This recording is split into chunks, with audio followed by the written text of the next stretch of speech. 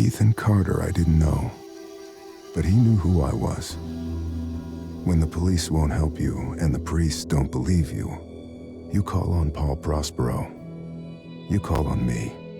If you're a kid like Ethan, you're right, plenty do. Ethan's letter started out just like any other fan mail, but soon there were mentions of things no little boy should know about. There are places that exist that very few people can see. Ethan could have drawn a map. I hadn't entered Red Creek Valley yet, but already I could feel its darkness reaching out for me. Finding Ethan Carter wasn't going to be as easy as knocking on his door. I was too late for that. To find Ethan, I had to figure out what this place was trying to hide from me. Olá, sejam bem-vindos a mais um vídeo do blog Nerdic. Hoje estarei fazendo um vídeo review do jogo The Vanishing of Ethan Carter. The Vanishing of Ethan Carter é um dos jogos mais belos independentes em 3D que eu conheço. Não apenas pela sua questão visual, mas também pela sua história e suas inspirações na vida real, como Edgar Allan Poe, Lovecraft, Jules Verne, coisas que incrementam toda a narrativa da história do jogo de uma maneira fantástica. O jogo foi criado em 2012 pela desenvolvedora polonesa The Astronauts. É um jogo que se caracteriza por ser um jogo de aventura e horror, porém o horror não é aqueles jump scares, aquela coisa que realmente vai te deixar absurdamente assustado. Porque ela vem do world fiction, que é o gênero por trás do Lovecraft, que ele procura colocar um mundo diferente dentro do mundano, um mundo que vai te colocar em uma posição pequena, digamos assim, no mundo, como se você não fosse nada, uma sensação estranha. Algo que vai te deixar estranho, por isso o nome World Fiction. Portanto, o foco do jogo não se encontra no terror, mas sim no que é a história e como a história quer passar os sentimentos para você. Existe uma comic do jogo, criada pelo The Astronauts, o link está na descrição do vídeo, que te dá uma introdução à história de Paul Prospero, que é o personagem principal do jogo.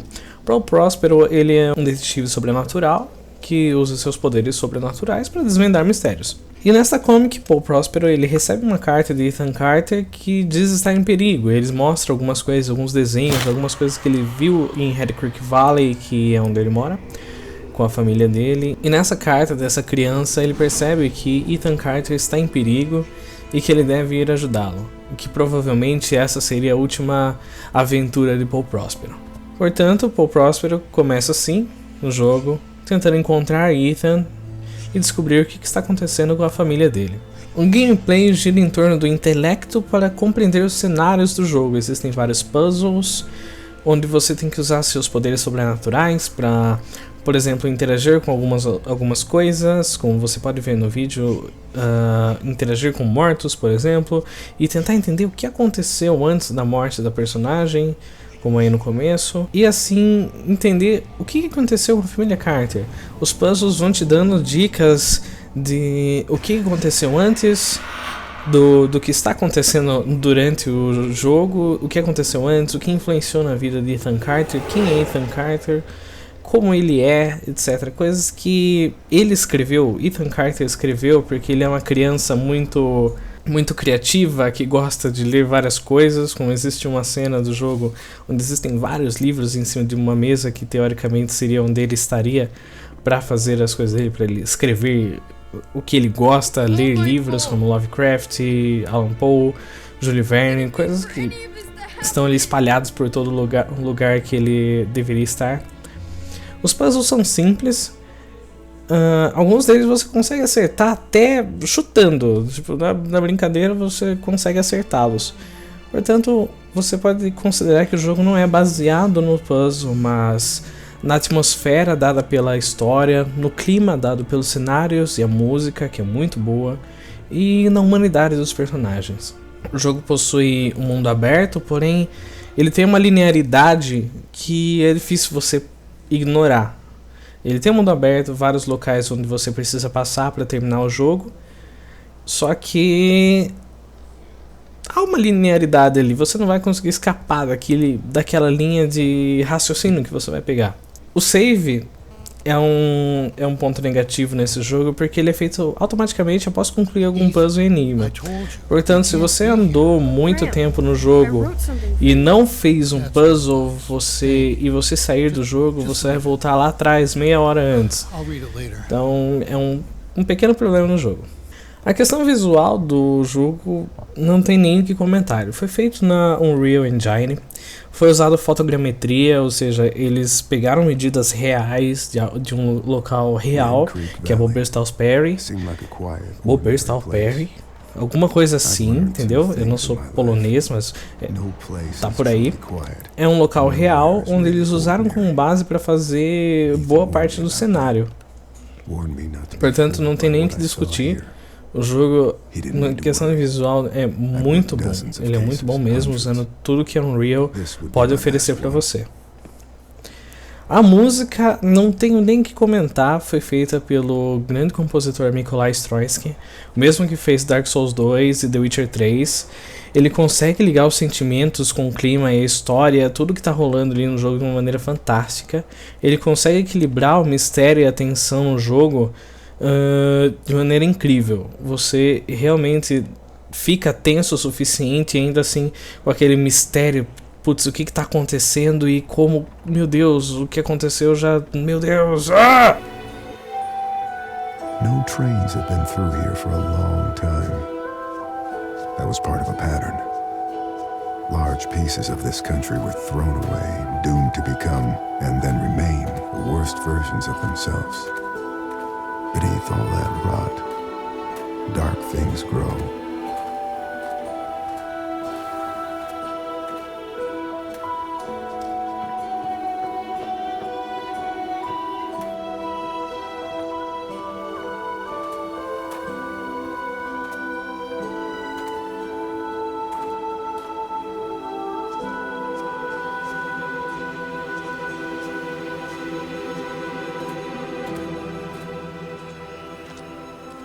A dublagem é muito boa, apesar de que os personagens secundários têm umas falhas.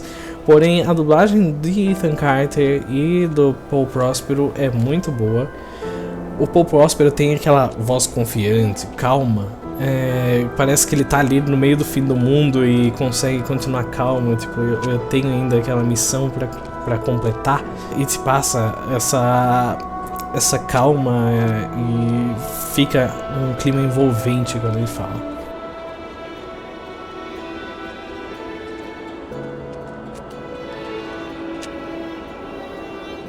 The Vanishing of Ethan Carter, portanto, é complicado você vê-lo apenas como um jogo. Ele é como uma arte, um livro interativo, porque o seu gameplay é bastante simples, porém a história é extremamente envolvente. Portanto, se for para listar aqui os prós para você, seria um visual fantástico, muito bem feito, a sonografia maravilhosa, tanto que você pode baixá-la, você pode comprá-la na Steam, escutá-la no Spotify, por exemplo. A trama é extremamente envolvente,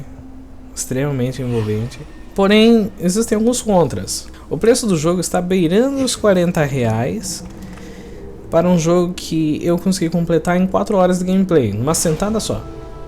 O save é ruim.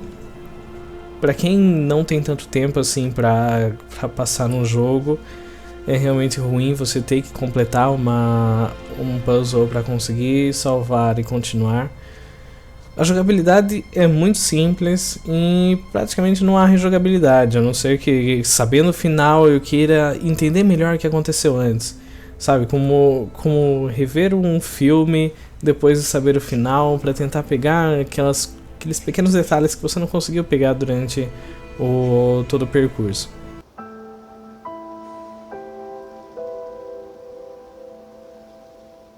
E é isso, The Vanishing of Ethan Carter é de fato uma obra-prima. Apesar de não ser o jogo com gameplay mais complexo do mundo, ele é uma obra-prima em questão visual, em questão de sons, questão de história. Ele realmente vale a pena ser não jogado, mas apreciado. Se você deseja ler um review mais completo do jogo The Vanishing of Ethan Carter, aqui na descrição do vídeo tem um link para uma publicação no nosso blog e um review mais completo que eu escrevi para o jogo. Também existem alguns spoilers no final da publicação, caso você já tenha jogado, para que possamos discutir um pouquinho da história do jogo, que é algo muito interessante. Se vocês gostaram do vídeo, curtam, e se vocês gostam do nosso trabalho, vejam outros vídeos e se inscrevam no nosso canal. Muito obrigado e até a próxima.